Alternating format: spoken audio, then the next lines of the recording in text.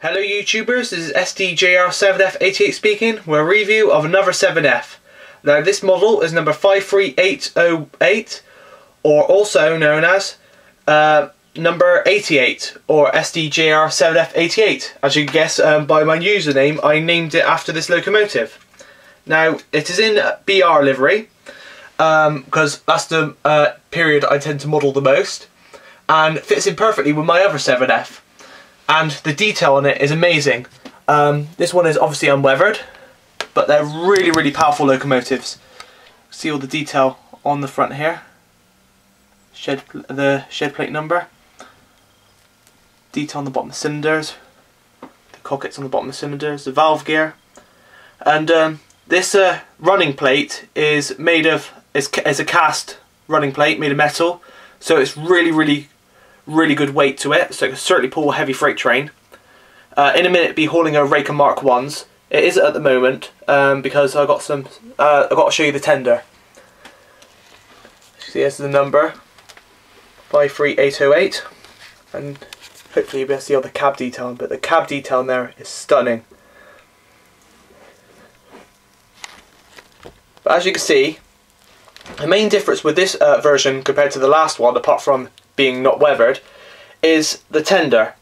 Now this tender is a Dealey tender, which I think was fitted to the original class. I'm not sure. I know the original batch also had a tender cab, sort of like a, well, roughly like like a Super D or a G2 locomotive, but it was removed due to the heat and smoke in the tunnels above Bath.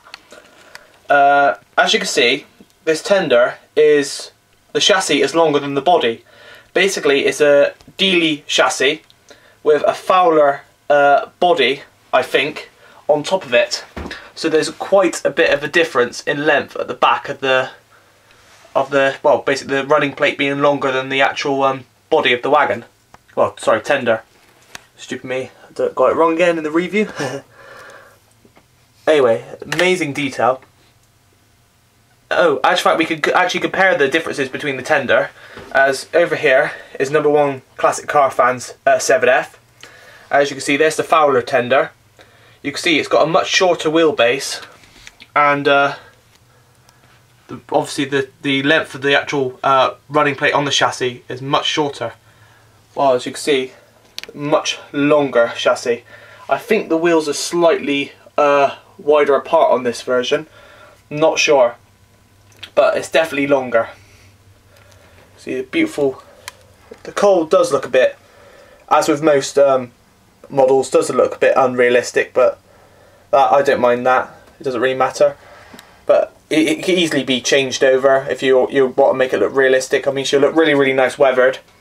Now, I've noticed many of you have got her in her SDJR blue livery, as she is preserved on the mine headline, which admittedly is very stunning.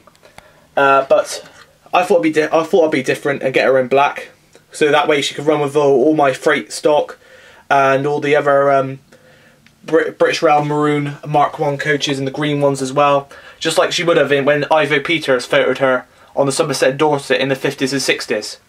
Which is obviously, as you will see in my trains on the train spotting on the Somerset and Dorset, I like the most, obviously, with the Pines Express and other locos like that. So yeah, I'm gonna go and hook her up to some Mark 1s now.